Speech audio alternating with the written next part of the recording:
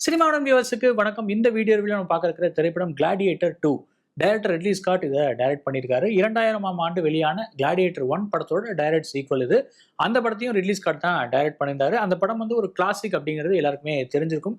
அந்த மாதிரியான ஒரு ஸ்கேல்ல கிராண்டியர்ல ஹிஸ்டாரிக்கல் எபிக் மூவி இது வரைக்குமே வரல அப்படின்னு சொல்ற விமர்சகர்கள் கூட இங்க இருக்காங்க. அந்த அளவு ஹாலிவுட்ல ஒரு ஒரு பெயர் போன ஒரு கிளாசிக்கான படம் இது. அந்த படத்துக்கு ஒரு சீக்வல் எடுக்கிறாங்க, அதுவும் அதே டைரக்டர் எடுக்கிறாருங்கும் போது நிறைய டாக்ஸ் எல்லாம் வந்துச்சு. ஏன்னா சீக்வல் எடுக்கிறது அப்படிங்கிறதே ஒரு பெரிய ஜிங்ஸ் மாதிரி தானே. அதாவது அது வந்து சக்சஸ் ரேட் அப்படிங்கிறது ரொம்ப ஒரு கேள்விக்குறியா தான் இருந்துட்டு இருக்கு இல்லையா. முக்கியமா அந்த கிளாசிக்கோட ஃபிளேவரை கெடுத்துறாதீங்கன்னு சொல்ற அளவுக்கு கூட விமர்சனங்கள் காரசாரமா வந்துட்டு இருந்துச்சு. ஸோ இந்த விமர்சனங்கள்லாம் தாண்டி ரிட்லி ஸ்காட் என்ன பண்ணியிருக்காரு கிளாடியேட்டர் 2ல, அந்த ஃபர்ஸ்ட் பார்ட்டுக்கு ஒரு ஒர்த்தான சீக்வலா இது இருக்கா இல்லையா, அதெல்லாமே இந்த ரிவ்யூல பார்க்கலாம். வாங்க ரிவ்யூக்குள்ள போகலாம். படத்தோட ஒன்லைன் என்ன அப்படிங்கிறத பார்த்துடலாம். கிளாடியேட்டர் 1 முடிஞ்ச இடம் எல்லாருக்குமே ஞாபகம் இருக்கும். ரசல் க்ரோவோட அந்த கேரக்டர் வந்து ரோம்ல அரசியல் ரிஃபார்ம்ஸ் ஏற்படணும் அப்படிங்கிற தன்னோட கடைசி ஆசையை சொல்லிட்டு இறந்து போவார்.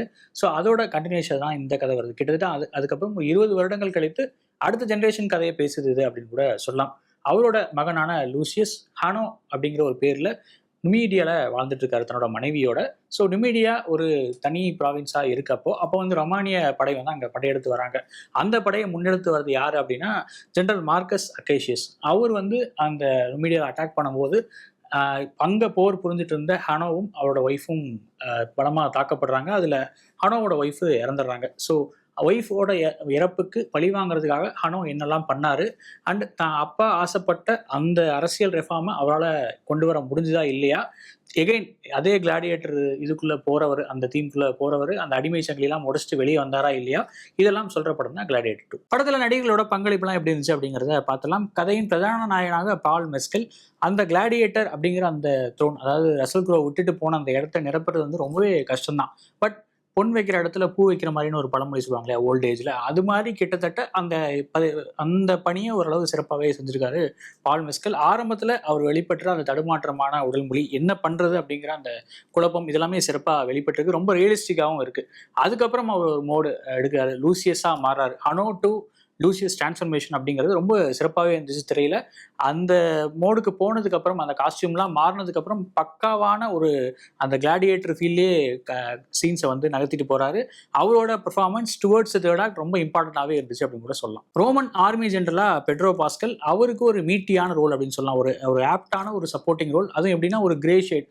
அவர் வந்து படையெடுத்துட்டு வந்து மக்களை வந்து வஞ்சிக்கிறார் அப்படிங்கிற மாதிரி ஒரு ஆங்கிள் இருந்தாலுமே அவருக்கு அது தொடர்பாக ஒரு குற்ற உணர்ச்சி இருக்கு அப்படிங்கிறதையும் ஸ்ட்ராங்காகவே எழுதியிருக்காங்க. அதை திரையிலையும் சிறப்பாக கொண்டு வந்திருக்காரு Pedro Pascal. Game of Throne ரசிகர்களுக்கு இவரை நிச்சயமா தெரிஞ்சிருக்கும். அவருக்கு அந்த பெர்ஃபார்மன்ஸும் ஒரு லேட் பண்ணிக்கிற மாதிரி தான் இருந்துச்சுன்னு சொல்லலாம். கிட்டத்தட்ட எனக்கு அந்த ஓபெரன் ரோலுக்கும் இதுக்கும் நிறைய சிமிலாரிட்டிஸ் இருந்த ஒரு ஃபீல் இருந்துகிட்டே இருந்துச்சு. அண்ட் ஓவராலாக பார்க்கும்போது அவர் இடையில ஒரு சின்ன ஒரு கில்ட் ட்ரிப்புமே அவருக்கு வரும். அதுவுமே ரொம்ப சிறப்பாக ஹேண்டில் பண்ணியிருந்தாரு. அண்ட் தன்னோட ஒய்ஃபோட அந்த பாஸ்ட்டை அவர் ஹேண்டில் பண்ண விதமும் ரொம்ப சிறப்பாக இருந்துச்சு அப்படின்னு சொல்லலாம். ரொமானிய பேரரசின் அரசர்களாக வரும் ஜோசப் குவின் அண்ட் ஃப்ரெட் ஹெச்சிங் ரெண்டு பேருமே ஒரு சிறப்பான பங்களிப்பை கொடுத்துருக்காங்க. அந்த அராஜகம் பிடிச்ச அரசர்கள் அப்படிங்கிறத வந்து ரொம்ப நல்லாவே ஸ்க்ரீனில் கொண்டு வந்திருக்காங்க. அதுவும் குறிப்பாக அந்த குரங்கை வச்சுட்டு விளையாட்டு காட்டுற ஃப்ரெட் ஹெச்சிங்கர் ரொம்பவே சிறப்பான நடிப்பை வெளிப்படுத்தியிருக்காரு. தேர்ட் ஆக்டில் எகைன் அவரோட பெர்ஃபார்மன்ஸும் டாப் நாச்சாக இருந்துச்சுன்னு சொல்லலாம். அந்த அவரோட அந்த ஒரு அரசவை அப்படிங்கிறதே ரொம்ப ஒரு அந்த அதை ஹேண்டில் பண்ணுற விதம் அப்படிங்கிறதே ரொம்ப என்டர்டெய்னிங்காக மாறிச்சு. அந்த தேர்ட் ஆக்டை ரொம்பவே இன்னும் ரொம்ப சீரியஸான கதையை ரொம்ப என்டர்டெய்னிங்காக மாற்றுறது அவரோட பெர்ஃபார்மன்ஸ் தான் அப்படின்னு கூட சொல்லலாம். இது வரைக்கும் சொன்ன லிஸ்ட்ல இருந்த ஆக்டர்ஸ் எல்லாத்தையும் தூக்கி சாப்பிட்ற மாதிரி ஒரு பெர்ஃபார்மன்ஸை கொடுத்துருக்காரு டென்சல் வாஷிங்டன். முக்கியமான ஒரு சப்போர்ட்டிங் ரோல், அதுலேயும் கிட்டத்தட்ட ஒரு கிரே ஷேடும் வெளிப்பட்டிருக்கு. அவர் அந்த அந்த வித்தியாசமான காஸ்டியூமை ஹேண்டில் பண்ணுற விதத்துலேருந்து அவரோட பாடி லாங்குவேஜில் காட்டுற நடினம் வரைக்கும் ரொம்பவே சிறப்பாக இருந்துச்சு. அவர் பேசுகிற வசனங்களும் அவ்வளோ சரவடியாக இருந்துச்சு. அரசியல் ரிலேட்டடாக அவர் பேசுகிற பஞ்சஸாக இருக்கட்டும், தன்னோட இலக்கை நோக்கி அவர் போகிறதுக்காக என்னெல்லாம் செய்கிறார் அப்படிங்கிற அந்த ஜேர்னியை காட்டுற சீன்ஸாக இருக்கட்டும், எல்லாமே ரொம்ப ஒரு சூப்பரான பெர்ஃபார்மன்ஸ் சொல்லலாம். ஸ்ட்ராங்காகவே சொல்லலாம். இந்த வருஷம் ஆஸ்கர் நாமினியில் சப்போர்ட்டிங் ஆக்டர்ஸ் கேட்டகரியில் இவரோட பேர் நிச்சயமாக இருக்கும் அப்படின்னு கூட சொல்லலாம். அந்தளவு ஒரு என்டர்டெய்னிங்கான ஒரு பெர்ஃபார்மன்ஸ். படம் ஃபுல்லாக வர ஒரு சின்ன சின்ன சுமாரான காட்சிகள் கூட இவரோட பெர்ஃபார்மன்ஸ் தான் எலிவேட் பண்ணுதுன்னு நினைக்கிறேன். பக்கத்தில் இருக்கிறவங்க எந்த அளவு ஸ்ட்ராங்காக நடிச்சிருந்தாலும் அதெல்லாம் பீட் பண்ற மாதிரி ஒரு பெர்ஃபார்மன்ஸ் கொடுத்திருக்காரு அப்படிங்கிறது தான் இவரோட பெர்ஃபார்மன்ஸுக்கு நம்ம சொல்ற ஒரு சம்மரியா இருக்கும். டேரக்டர் ரிட்லி ஸ்காட் எகைன் ஒரு ஸ்ட்ராங்கான ஒரு அரசியல் பேசுற ஒரு படத்தை எடுத்து வந்திருக்காரு. ரொமேனியன் பேக்ட்ராப்ல அதை கச்சிதமா பொருத்திருக்காரு அப்படின்னு கூட சொல்லலாம். முடியாட்சிக்கு எதிராக குடியாட்சி வரணும், அதாவது குடியரசு வரணும் அப்படின்னு அவர் அந்த சொல்ற அந்த அரசியல் கூட அந்த ஸ்ட்ராங்கான வசனங்கள் மூலமா சிறப்பாக வெளிப்பட்டிருக்கு. அதுவும் அந்த தேசபக்தி, அப்புறம் வந்து ஒரு பேட்ரியாட்டிசம் அண்ட் ஃபேமிலி வேல்யூஸ், இது ரெண்டையும் கம்பேர் பண்ணி பேசுகிற வசனங்கள் அண்டு டோட்டலாகவே டென்சில் வாஷிங்டன் பேசுகிற எல்லா வசனமுமே ரொம்ப பிளஸ்டாக இருந்துச்சு. குறிப்பாக சொல்லணும்னா லூசிலா ஒரு டைலாக் பேசுவாங்க, அதாவது இந்த ரோமுக்காக நான் என்னோட உயிரை வேணா தியாகம் பண்ணுவேன், ஆனால் என்னோட பையனோட உயிரை வந்து நான் தியாகம் பண்ண மாட்டேன்னு ஒரு டைலாக் சொல்லுவாங்க. இதை விட இந்த படத்தோட கோர் பிளாட்டை சிறப்பாக வெளிப்படுத்த முடியாது ஒற்றை வசனத்தில் அப்படின்னு சொல்லலாம். அந்தளவு வசனங்கள் ஸ்ட்ராங்காக இருந்துச்சு இந்த படத்தில். அண்டு படம் பேச அரசியலும் ரொம்ப தெளிவாக இருந்துச்சு அப்படின்னு கூட சொல்லலாம். ஜான் மேத்திசனோட சினிமோட்டோகிராஃபி அண்ட் படத்தோட என்டையர் ப்ரொடக்ஷன் வேல்யூ, அந்த பழைய கால ரோமை வந்து அவ்வளோ தத்ரூபமாக ஸ்க்ரீனில் கொண்டு வந்தது. அதுவும் ஐமேக்ஸ் மாதிரியான ஸ்க்ரீன்ஸை நீங்கள் பார்க்குறப்போ அது ரொம்ப இன்னும் எஃபெக்டிவாக இருக்கும்னு நினைக்கிறேன். அந்தளவு ஒரு பிரம்மாண்டமான விஷுவல்ஸ், எல்லாமே ரொம்ப ரியலிஸ்டிக் டச்சோட அந்த விஎஃப்எக்ஸ்லேருந்து எல்லா விஷயங்களும் நல்லாவே பொருந்தி வந்திருக்கு. இந்த விஷுவலுக்கு ஆப்டாக ஹாரி கிரெக்சன் வில்லியம்ஸோட பேக்ரவுண்ட் ஸ்கோரும் ரொம்ப ஆம்பிளிஃபை பண்ணியிருக்கு சீன்ஸை. நிறைய காட்சிகள், அந்த ஃபைட் சீன்ஸாக இருக்கட்டும், இல்லை சாதாரண வசன காட்சிகளாக கூட இருக்கட்டும், அது எல்லாத்தையும் அடுத்த லெவலுக்கு கொண்டு போனது அந்த பேக்ரவுண்ட் ஸ்கோர் தான் அப்படின்னு சொல்லலாம். நிச்சயமாக இந்த பேக்ரவுண்ட் ஸ்கோர் இன்னும் பல வருடங்களுக்கு பேசப்படும் அப்படின்னு கூட சொல்லலாம். அடுத்தது ஓவராலாக பார்த்தா கூட இந்த படம் வந்து இந்த ராக்கி மாதிரியான படங்கள் ஒரு ரொமானியன் பேக்ட்ராப்பில் எடுக்கப்பட்டால் எப்படி இருக்குமோ அந்த மாதிரி தான் இருந்துச்சுன்னு கூட சொல்லலாம். அந்த டெம்ப்ளேட், அந்த பேட்டர்னை தான் இந்த ஸ்க்ரீன் பிளேயுமே ஃபாலோ பண்ணியிருக்கு. அதனால எல்லா காட்சிகளுமே ஓரளவு இன்ட்ரெஸ்டிங்காக தான் நகருது. அடுத்து பொலிட்டிக்கல் மோட்டிவாக இந்த கேரக்டர்ஸ் என்ன பண்ணோம், இல்லை இந்த ஃபைட் என்ன ஆகும் அப்படிங்கிற அந்த கியூரியாசிட்டியை சின்ன சின்னதாக பில்டப் பண்ணிட்டே வந்திருக்காங்க. ஸ்க்ரீன் பிளே வைஸ் நம்மளை எங்கேஜிங்காக வச்சிருக்கு. படம் 2.5 மணி நேரம் அப்படின்னாலுமே ஒரு சில தொய்வுகள் தாண்டி நிறைய இடங்களை நம்மளை என்டர்டெயினே பண்ணியிருக்கு அப்படின்னு கூட சொல்லலாம். இதெல்லாம் தாண்டி அந்த காம்பேட் சீன்ஸ் அப்படிங்கிறது ரொம்ப நல்ல ரியலிஸ்டிக் டச்சஸோட எடுக்கப்பட்டிருக்கு. அதாவது அங்கே எங்கேயுமே ஓவர் த டாப் போயிடாமல், இல்லை ஒரு ஹீரோ பில்டப்பாக அதை மாற்றாமல் இயல்பாக ஒரு ஹீரோ எப்படி வந்து ஒரு மனுஷன் இன்னொரு மனுஷன் எப்படி அடிச்சு வீழ்த்துவான் அப்படிங்கிறத ரொம்ப ரியலிஸ்டிக் டச்சஸோட எடுத்திருக்காங்க. ஃபர்ஸ்ட் பார்ட்லையும் அதை வந்து மெயின்டைன் பண்ணியிருப்பாங்க.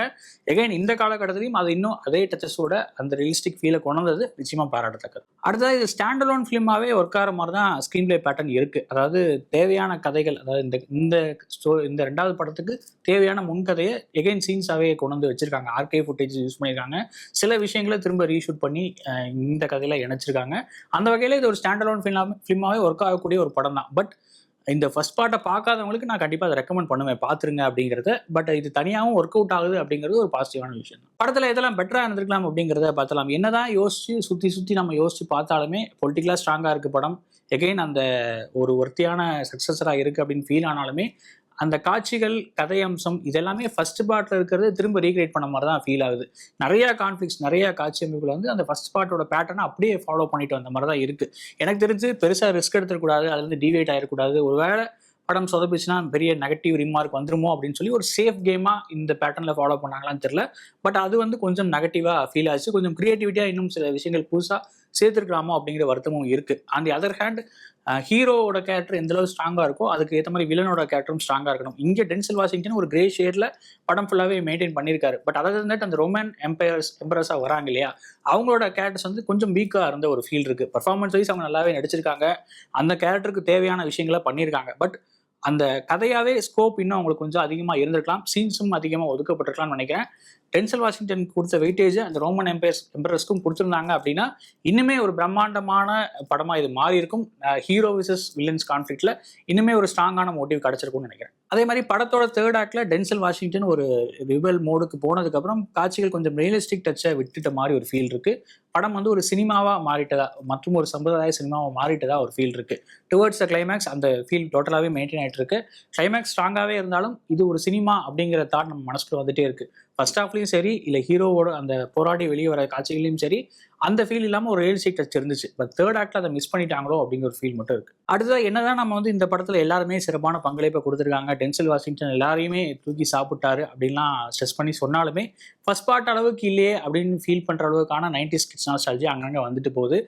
எதனால அப்படின்னா இப்போ ரசல் க்ரோவோ இல்லை வக்கீன் ஃபீனிக்ஸோ ரொம்ப ஸ்டெல்லராக அந்த கேரக்டர்ஸை ஓன் பண்ணியிருப்பாங்க. அதுவும் அந்த ரசல் க்ரோ வந்து அந்த பேரை சொல்கிற சீனே வந்து அவ்வளோ ஒரு கூஸ் பம்ப்ஸ் கொடுக்கும். அந்த மாதிரியான கூஸ் பம்ப்ஸோ இல்லை ஒரு ஹீரோ எலிவேஷன் சீன்ஸோ இந்த படத்தில் கொஞ்சம் மிஸ் ஆகிற ஃபீல் இருக்குது. அந்த எக்ஸ் ஃபேக்டர், அதாவது அந்த 2 ஆக்டர்ஸ் கொண்டு வர அந்த எக்ஸ் ஃபேக்டர் அப்படிங்கிறது இந்த படத்தில் மிஸ் ஆகிற ஒரு ஃபீல் இருக்குது. படத்தோட ஓவரால் வேர்டிக் நிச்சயமாக ஃபர்ஸ்ட் பார்ட்டை ஓவர் பண்ணாத ஒரு வர்த்தியான சீக்வல் அப்படிங்கிறது இதுக்கு ஆப்டான ஒரு சம்மரியாக இருக்கும்.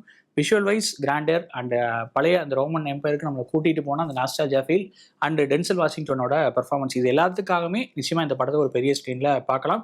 ஒருவேளை இந்த படத்தை நீங்கள் பார்த்துருந்தீங்க அப்படின்னா உங்களோட வியூ என்ன அப்படிங்கிறத கமெண்ட்டை சொல்லுங்கள். வேற ரிவ்யூவில் உங்களை மீட் பண்ணுறேன். நன்றி, வணக்கம்.